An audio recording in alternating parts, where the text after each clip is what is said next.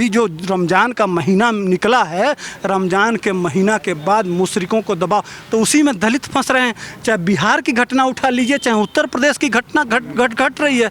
चूँकि देखिए, यह समुदाय ऐसा है कि भोजपुरी में एक कहावत है, सटला तो गइलो बेटा। तो जय भीम जय मीम का जो नारा है, क्या इस समय चंद्रशेखर रावण को नहीं जाना चाहिए? क्या इस समय प्रियंका गांधी को नहीं जाना चाहिए? क्या इस समय मुलायम सिंह के बेटा को नहीं जाना चाहिए? वो अभी तो दलित प्रेम में रहते हैं। इस समय ये जितने बहन कुमारी मायावती को नहीं जाना चाहिए। आपको सिर्फ वोट चाहिए, उनको बचाने के लिए भारतीय जनता पार्टी वहाँ जाएगी, वहाँ जोगी जी के कार्यकर्ता जाएंगे, वहाँ विश्व हिंदू परिषद के कार्यकर्ता जाएंगे, वहाँ RSS के कार्यकर्ता जाएंगे और जय भीम जय मीम का नारा दिया जाएगा। ये कैसा दोगलापन है भाई? आप क्या बताना चाहते हैं? इस समय पूरे प्रदेश में क्या रवीश कुमार एक भी अपने वहाँ शो किए हैं? इस पे क्यों नहीं किए? बिहार में जो दलितों का घर उजाड़ दिया गया, क्या उस पर रवीश कुमार बोले? कुछ दिन पहले एक वीडियो आया होगा कि पंडित ठाकुर बनिया मारे जाएंगे। यह अखिलेश यादव खुद यह उकसा रहे हैं उस प्रदेश में किस तरह से दंगा भड़के, किस तरह से अपराधियों का मनोबल बढ़े। उन्हीं में एक जिला अध्यक्ष उनके यादव जी, यह बयान बहुत वीडियो वायरल हुआ था। वह क्या कह रहे थे कि हमारी सरकार आएगी तो हम इन जातियों को जातियों में बांट के प्रदेश को, जोगी जी, मोदी जी और सारा भारतीय जनता पार्टी क्या कहता है, सबका साथ सबका विकास। भारत का 135 करोड़ 140 करोड़ जनता है, सबका अधिकार है, लेकिन यह विशेष समुदाय के लिए 24 घंटा घुटने टेक के विकास के नाम पे विशेष समुदाय को खुश करके सत्ता पाना है। मुस्लिम तुष्टीकरण स्टार्टिंग डे 1 से मुलायम सिंह जब से राजनीति में पैदा हुए तब से उत्तर प्रदेश में एक विशेष समुदाय का जो मनोबल बढ़ाया गया है, उसी मनोबल का परिणाम है वह। और मैं बता रहा हूँ यह घटना क्यों घट रही है। यह अभी जो रमज़ान का महीना निकला है, रमज़ान के महीना के बाद मुशरिकों को दबाव, तो उसी में दलित फंस रहे हैं। चाहे बिहार की घटना उठा लीजिए, चाहे उत्तर प्रदेश की घटना घट रही है। चूँकि देखिए, यह समुदाय ऐसा है कि भोजपुरी में एक कहावत है, सटला तो गइलो बेटा। तो जय भीम जय मीम का जो नारा है, क्या इस समय चंद्रशेखर रावण को नहीं जाना चाहिए?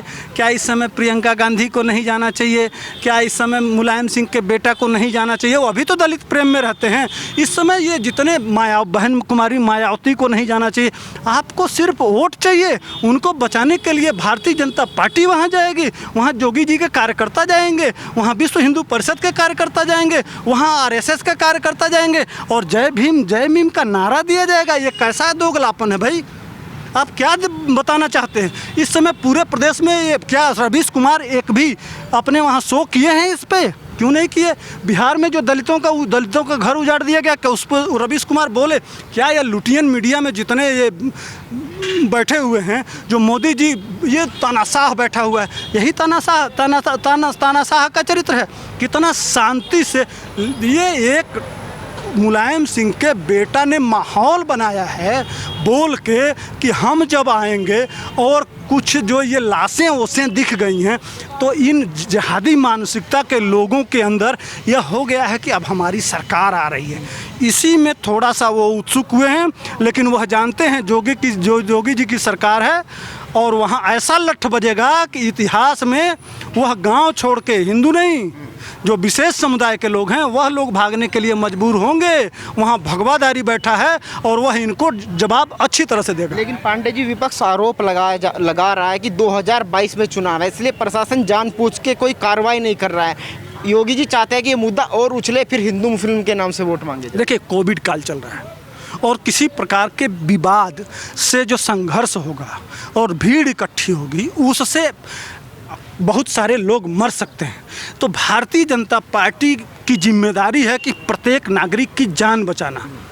इसलिए वह किसी प्रकार के विवाद में नहीं पड़ना चाहते हैं, लेकिन ज़्यादा अत्याचार करेंगे तो अति सर्वत्र बरजयत। यह जोगी जी खूब जानते हैं कि पानी जब सर से ऊपर चढ़ जाएगा तो उनका पारा चढ़ेगा।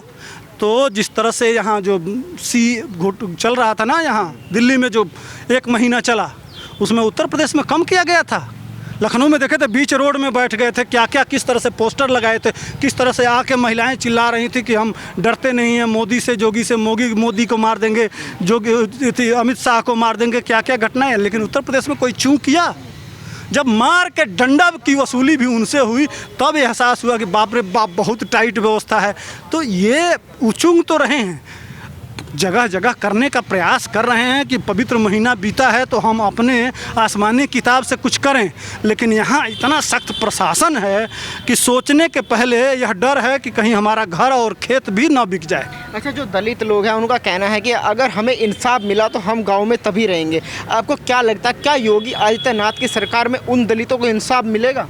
इंसाफ क्या, वह इस तरह का माहौल बना देंगे, उनको दिखाना भी है और बताना भी है।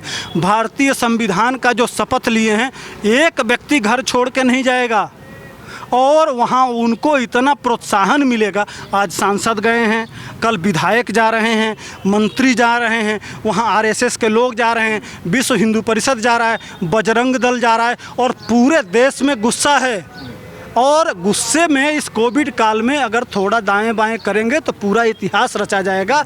छोटी सी घटना माचिस की तिल्ली कितना बड़ा रूप ले लेती है यह वह भी जानते हैं, लेकिन उनको प्रोत्साहन यह विपक्ष के लोग न तो इस पर जब आवाज़ नहीं आती है तो मौनम स्वीकार्य लक्षणम, यह पूरा विपक्ष कोई बोला है। मौन होने का मतलब कि उनके साथ यह विपक्ष है।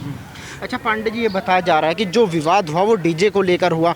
उस समय ना तो नमाज का वक्त था, ना कोई अजान हो रही थी।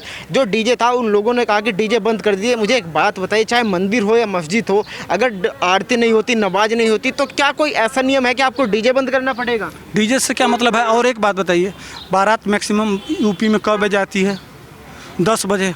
और लास्ट नमाज कै बजे होता है? 7 बजे। तो 10 बजे कौन सा नमाज हो रहा था? यह सुनियोजित षड्यंत्र है। मैं कह रहा हूँ ना, पवित्र महीना बीता है, उसमें मुशरिक मूर्ति पूजकों को किसी तरह से मारना है। उन 72 हूरों के चक्कर में यह घटनाएं हो रही हैं। उनको बता दिया जाता है कि मर भी गए तो अल्लाह तुमको पता नहीं क्या क्या देगा, क्या क्या बख्शेगा। 72 हूरों के साथ शराब भी पिलाएगा, ऐसा किताब में लिखा हुआ। मैं सबूत दे दूँगा, उस पर मुकदमा भी चला है दिल्ली में। तो यह सोच जो पैदा किया जा रहा है उसी को देखिए। जो भारतीय संविधान, मुसलमानों से कोई दिक्कत नहीं है, लेकिन जो भारतीय संविधान के हिसाब से, भारतीय कानून के हिसाब से, भारतीय व्यवस्था के अनुसार से जो चलेगा, सबको समान, जो कहते हैं ना गंगा जमुना, गंगा जमुना यही है। इसी तरह का इसी को गंगा जमुना कहते हैं कि कोई अपना मंदिर लेकर डीजे लेके जा रहा है तो आप इकट्ठा हो जाएंगे। 80% हैं। तो एक बात बताइए, इस पूरे देश में कितने कितने गांव ऐसे हैं जहां 80% हिंदू हैं और 20% मुसलमान हैं? किस गांव में ऐसा होता है? किस मुसलमान की एक कहीं वो चोर अखलाक के लिए कितना देश में बवाल हुआ था? आज क्यों बवाल नहीं कर रहे हैं ये लोग? अखलाक के लिए जितना बवाल हुआ था पूरा उत्तर प्रदेश में, आज क्यों नहीं हो रहा? पूछता है भारत और जानना चाहता है आज क्यों नहीं हो रहा। आज होना चाहिए कि नहीं? कहाँ हैं ये लोग जिस समय अखलाक के लिए यहाँ से अरविंद केजरीवाल चले जाते हैं, मध्य कहाँ से, हरियाणा से, मध्य महाराष्ट्र से, कहाँ के नेता आके करोड़ों रुपया दे रहे हैं। आज क्यों नहीं जा रहे हैं उन दलितों के लिए? कहाँ है भीमा कोरे गांव वाले? कहाँ है गुजरात के वो कौन पटेल से लेके और पूरे देश में बवाल, कौन जिग्नेश मेवाड़ी से लेके सारे लोग कहाँ हैं भैया?